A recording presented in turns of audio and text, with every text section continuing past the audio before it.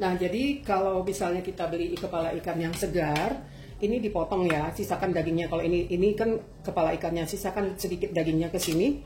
Lalu dibuang insangnya, kemudian dikikis semua sisiknya supaya bumbunya itu bisa resap.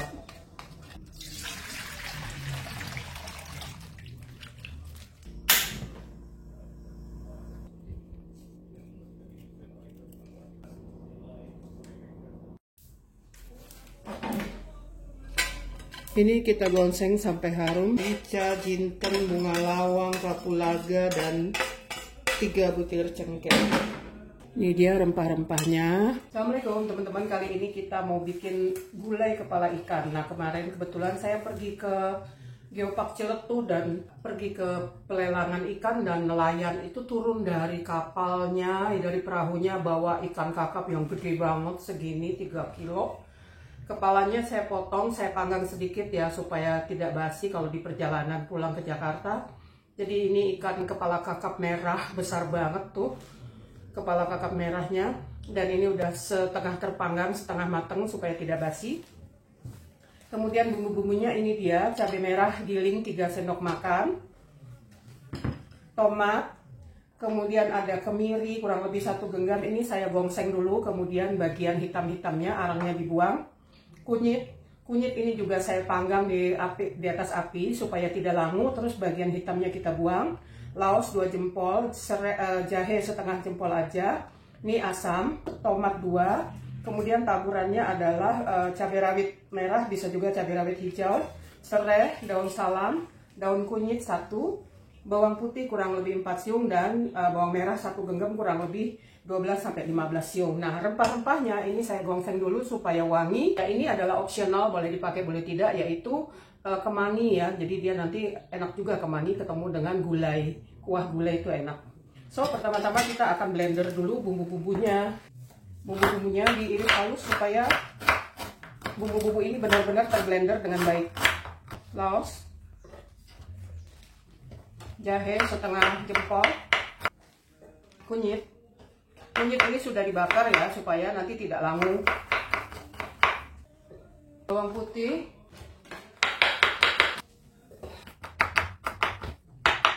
bawang merah, kiri ya.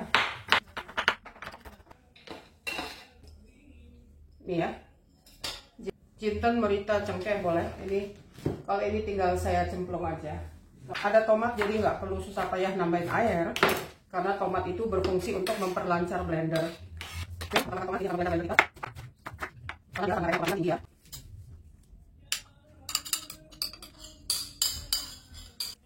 Siap di blender. Ini dia sudah di blender. Kita akan tumis dia sampai dia matang. Ada juga sistemnya nggak ditumis, langsung dituang ke santannya. Tapi karena saya pakai santan cuma 1 butir kelapa, jadi saya lebih merasa aman kalau ini saya tumis dulu ya. Kita susutkan dulu airnya, baru nanti ditambahkan minyak sedikit. Tambahkan minyak.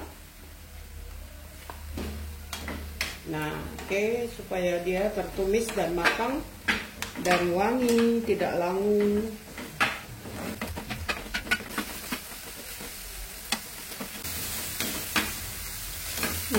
Hampir ya, hampir wangi. Masih ada sedikit bau langu, kita lanjut masaknya sampai dia benar-benar harum. Udah wangi, udah ya. Kita pindahkan. Masukkan. Udah wangi sampai bersin-bersin. Diaduk terus ya, jangan sampai pecah santannya. Serai, daun salam, serainya digeprek, cabai rawit, kapulaga, bunga lawang, asam 3 butir, dan ini daun, harus ada ini, daun kunyit. Ini harus ada supaya ngangkat dia jodohnya itu dengan ikan-ikanan itu, daun kunyit. Garam, tomat hijau itu akan memberikan rasa asam segar yang berbeda ya dengan asam kandis atau asam belugur. Ini kurang lebih 3 atau 4 biji. Jadi ada kombinasi antara asam yang ini dengan asam segernya tomat. Masukkan ikannya.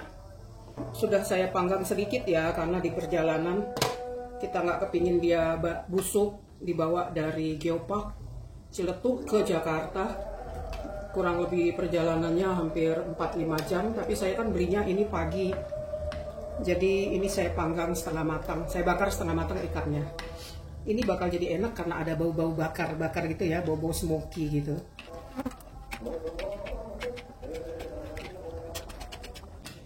Nah, jangan dibalik-balik, kita cuma siram-siram aja gini, takutnya kepala ikannya pecah. Ini dimasak kurang lebih 10-15 menit aja. Terus kalau misalnya tidak mau langsung dimakan, kuahnya ditiris, diangkat ya, kuahnya dipisah antara daging dengan kuah, supaya dia jangan direndam terlalu lama. Kalau terlalu lama direndam, itu dagingnya nanti jadi terlalu hancur, terlalu lembut dan hancur. Karena kalau kakap merah itu kan dagingnya lembut banget ya. Nah, ini aroma ikannya sudah keluar, jadi berarti dia kaldu sari pati ikan itu sudah mulai nyampur dengan kuah. Nah, sebentar lagi kita bisa matikan ya, jangan terlalu lama. Yang penting udah mulai harum dan keluar aroma ikan. Nah, boleh ditambahkan daun kemangi kalau suka. Jadi kalau misalnya nggak terlalu suka aroma amis, tambahkan kemangi. Supaya harum. Nggak usah lama-lama, langsung matikan, karena nanti kemanginya otomatis matang sendiri ya dengan kuah yang masih panas ini. So kita matikan, jadi kemanginya masih tetap warnanya hijau dan segar tuh, cantik kan? Duh.